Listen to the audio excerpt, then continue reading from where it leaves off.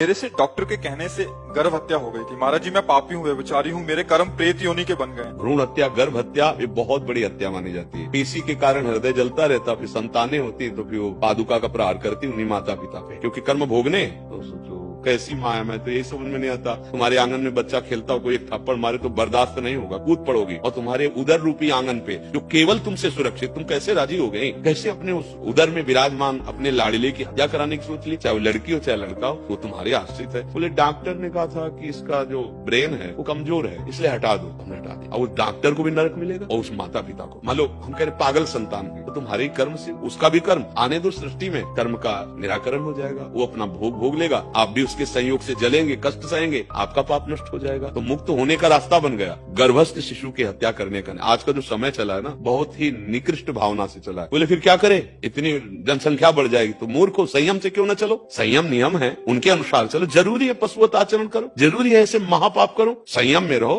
ब्रह्मचर्य धारण करो। बड़ी बुद्धि खराब, इसीलिए हम कहते हैं भगवान की प्राप्ति के लिए या मोक्ष प्राप्ति के लिए ना सही, कम से कम सही जीवन जीने के लिए तो सत्संग सुन लो।